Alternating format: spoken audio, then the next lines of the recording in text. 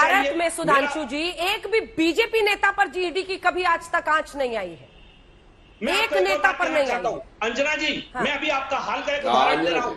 अभी एक मिनट अभी पश्चिम बंगाल में 3 कांग्रेस के विधायक पकड़े गए हैं। सूत्रों से ये जानकारी मिली है, उनका कहना यह है कि 10-10 करोड़ की खेप तैयार थी असम के अंदर, और असम के एक बहुत बड़े नेता जो कि सरकार में, उन्होंने ये पैसा दिया है और 10-10 करोड़ की खेप देना चाहते थे झारखंड की सरकार को गिराने के लिए। क्यों नहीं जाता ईडी वहां पर? क्यों आंखें बंद करके बैठा हुआ है ईडी? क्या ईडी के डायरेक्टर को हार्ट अटैक आ जाता है जब हम लोग ये बात करते हैं? जवाब दीजिए सुधांशु जी। मेरा कहना यह है इस मामले में कि ईडी पक्षपातपूर्ण तरीके से काम कर रहा है और वो सिर्फ और सिर्फ विपक्ष की उन लोगों की आवाज दबा रहा है जो भारतीय जनता पार्टी के सरकारों के खिलाफ भ्रष्टाचार की खुलासा कर रहे हैं या भारतीय जनता पार्टी के नेताओं आपके खिलाफ मुखर है, आप उनको पकड़ रहे हैं, धर रहे हैं। सुधांशु दीजिए ना, इन 11 मंत्रियों के बारे में बताइए, इनको क्यों हटाया? सुधांशु जी, क्यों हटाना पड़ा? जब वो ईमानदार लोग थे, क्यों हटाना पड़ा? कि गुजरात के मंत्रिमंडल को क्यों भंग करना पड़ा? सबों को लात मार के बाहर किया। जवाब दे सुधांशु जी।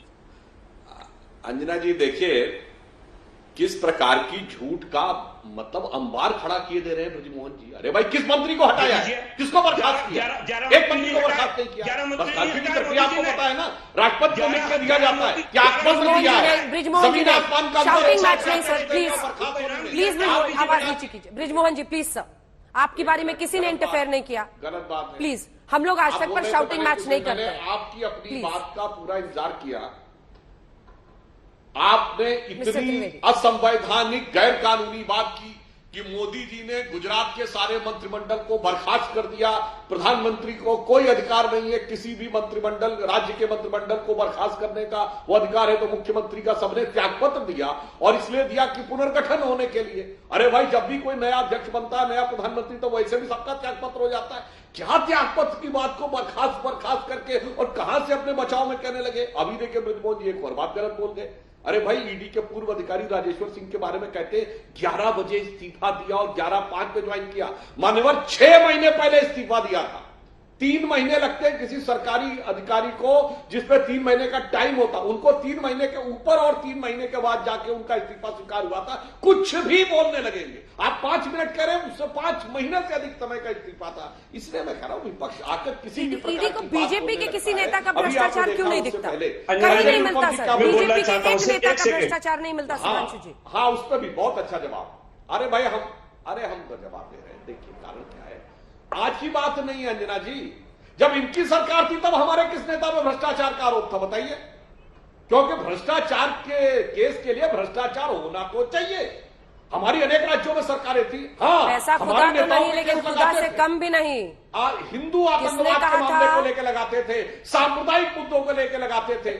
प्रियंका जी, सिर्फ एक प्रश्न पूछना चाहता हूं मैं। पूरी बात सुनिए। मैं ये कहना चाहता हूं कि हमारे नेताओं पे ये सांप्रदायिकता तथा कथित सांप्रदायिकता के केस लगाते थे, क्योंकि इनको लगता था कि उसके आधार पर वो सब केस झूठे साबित हुए। हमारे जो केसेस हैं ये सारे तथ्यात्मक है और हमारे जितने केस थे इनकी सरकार रहते हुए कोर्ट से खारिज हुए।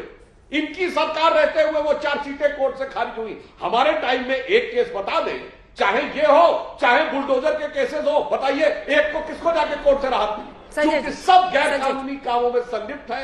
और आज लंका में जैसे कहते हैं सभी ये सब विलेसुर मेरा तुम्हारा करके एक दूसरे के भ्रष्टाचार को कवर फायर देने की कोशिश कर रहे हैं। ठीक है संजय जी, एक बार बोले फिर आ रही हूँ ब्रिजमोहन जी। संजय जी, ऐसा है सुधांशु जी, एक नेता है मुकुल रॉय, वो पश्चिम बंगाल के घोटाले में शामिल थे। जैसे ही बीजेपी में शामिल होते हैं उनके खिलाफ कोई छानबीन नहीं होती, छानबीन वहीं रुक जाती। दूसरे नेता हैं हेमंता विश्वा शर्मा जी, वो भी उसी घोटाले में शामिल है। जैसी बीजेपी में शामिल हो जाते हैं उनके खिलाफ छानबीन रुक जाती है। हमारे यहाँ माननीय नारायण राणे साहब रोज किरीट सुमैया टीवी पे आकर के उनके तमाम घोटालों की यादी लिस्ट लेकर के खड़े रहते थे।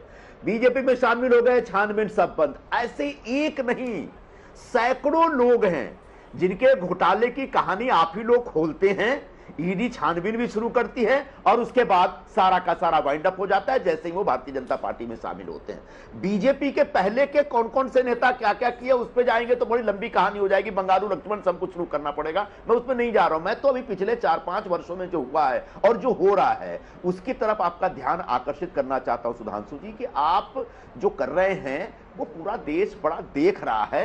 आपको ऐसा लग रहा है कि आप कंबल ओढ़ के घी पी रहे हैं और आपको कोई नहीं देख रहा है। माफ करिएगा, पूरा देश समझ रहा है कि ईडी, सीबीआई, इनकम टैक्स का बहुत गलत तरीके से इस्तेमाल हो रहा है और सरकार इस्तेमाल कर रही है अपने प्रतिद्वंदियों को, अपने विरोधियों के जुबान को बंद कराने के लिए। मैं अब नेशनल हेराल्ड के केस के मेरिट में जाएंगे, लंबा चौड़ा अपना डिबेट हो जाएगा, लेकिन सोनिया जी और राहुल जी के खिलाफ जिस प्रकार की ईडी की कार्रवाई हो रही है उसमें बहुत ज्यादा दम नहीं है, लेकिन चूंकि उनकी जुबान बंद करनी है, चूंकि उनको हरास करना है, चूंकि उनको एहसास दिलाना है कि हम सत्ता में हैं और हमारे खिलाफ बोलोगे तो हम तुम्हारी जुबान बंद करेंगे और हमारे पास आनंद दुबे, ठीक है, यह एक साथ जवाब दीजिएगा, हो रहा है। कहीं ना कहीं इसके ऊपर एक नियंत्रण स्थापित करने की आवश्यकता है। ठीक है दुबे जी, लेकिन अगर भ्रष्टाचार हुआ है जी, अगर पात्रा चौल में जिन गरीबों को घर मिलना था जी, वो आशियाना लूटा गया है जी, और अगर उसमें दोषी हैं, अभी ये अगर का ही मामला है क्योंकि अभी जांच पूरी होनी है, कोर्ट में उसका ट्रायल होना है, तब फिर ईडी कैसे गलत? देखिए ऐसा है कि किसी के ऊपर आरोप लगाना बहुत आसान होता है, लेकिन उसको आरोपी बनाना और उसको सजा दिलाना बहुत मुश्किल होता है।